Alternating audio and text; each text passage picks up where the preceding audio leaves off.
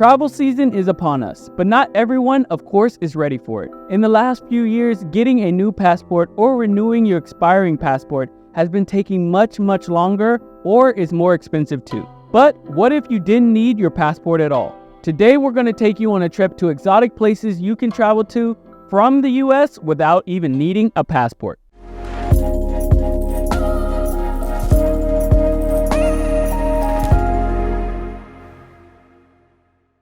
Hi, my name is Jared, and welcome to BlackExcellent.com's Money Talks, where we share interesting stories about personal finance, investing, travels, locations, and more. Don't forget to subscribe and hit that bell so you can get notified when we release new videos. There are two reasons why you don't need a passport to visit these exotic places. They're either US territories or you're visiting them on a closed-loop cruise. A closed-loop cruise is a cruise that starts and ends at a port in the US. So what you will need is a government-issued ID and birth certificate to prove citizenship if you don't have a passport. Let us know in the comments what U.S. territory you have visited before and how your experience went. Let's start with the most known U.S. territory, and that's Puerto Rico. If you don't know by now, Puerto Rico is an unincorporated territory of the United States with official Commonwealth status. The island was acquired by the U.S. in 1898 following the Spanish-American War, and Puerto Ricans have been U.S. citizens ever since 1917. Puerto Rico is also very accessible from mainland U.S., with several fairly inexpensive airfare from several airlines like Southwest and JetBlue, especially if you live in the East Coast. The island of Puerto Rico has something for everyone. Whether you want to spend the day away as a beach bum or you want to trek through the island's 19 state forests and 5 wildlife refuges, including the only tropical rainforest in the U.S. National Forest System. For the foodies in your group, this island of over 3 million residents has more than 4,000 restaurants representing every type of cuisine you can think of. To make your travel smooth, the U.S. dollar is used throughout the island and English is also widely spoken. At number 2, we have Guam. If you're seeking a vacation in Micronesia that requires no passport, then Guam might be the perfect location for you. Guam is an organized, unincorporated territory of the United States in the Micronesia subregion of the Pacific Ocean. The island is the westernmost point and territory of the United States and has a U.S. Navy, Coast Guard, and Air Force bases. The population of the island is only about 170,000 people as of 2021. Guam is popular among divers and is great for snorkeling. The downside to Guam is the flights from mainland US don't come cheap and often involve multiple stops. But you'll have bragging rights of visiting a place not too many people have been to, and all without a passport. At number 3, we have American Samoa. This is one exotic Polynesian island that's very close to other famous Pacific islands, but doesn't get as much traffic. American Samoa is unincorporated territory of 5 volcanic islands and is located between Fiji and the Cook Islands.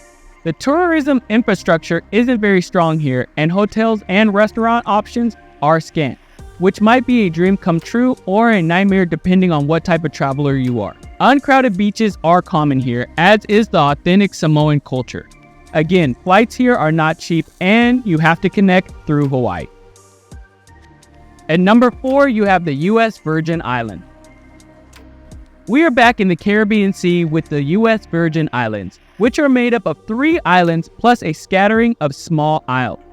The 3 main islands are St. Thomas, St. Croix, and St. John, and they collectively see around 2.6 million visitors each year. Which island you choose to visit depends on what you're looking for from your exotic vacation.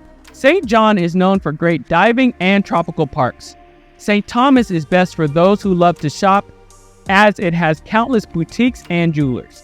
The island also has a very busy cruise terminal. On the other hand, St. Croix is popular among luxury travelers and honeymooners.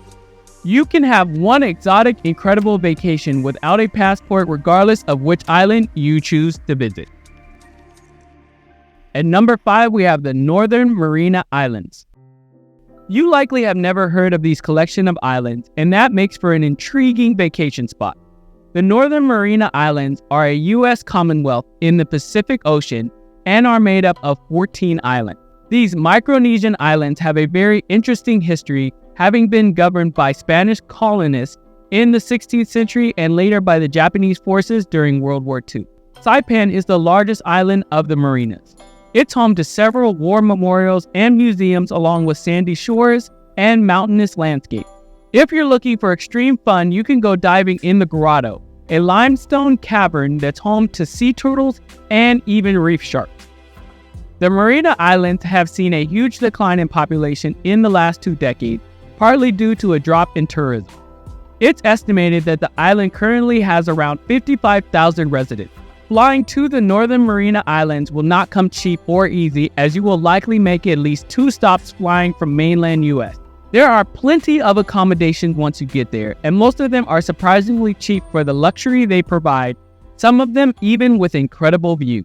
Now let's get into incredible places you can visit without a passport on the closed-loop cruise circuit. Although passports are not required on these cruises, they're always recommended as you will be visiting foreign countries. Of course, you don't want to be stranded in a foreign country without a passport in case you miss your boat. Some of these stunning places include Bermuda.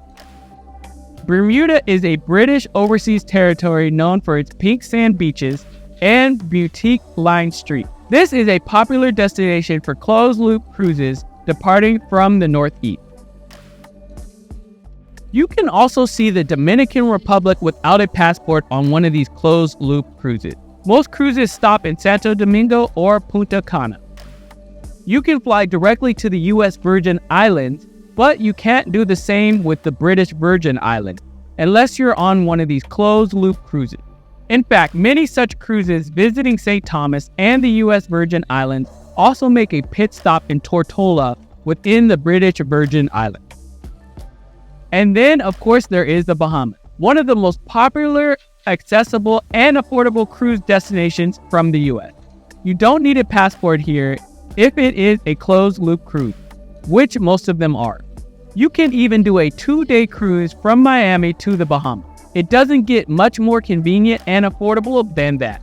Other Caribbean closed-loop cruise destinations that don't require a passport include Jamaica, Belize, Costa Rica, the Cayman Islands, and Turk and Caicos. As all of these cruise stops are in foreign nations, rules can change, of course, anytime. So check the requirements before booking your trip. So what do you think? Which one of these places got your attention? Let us know in the comments. That's it for this episode of Money Talks. We'll be back with another episode on personal finance, investment, and travel tips.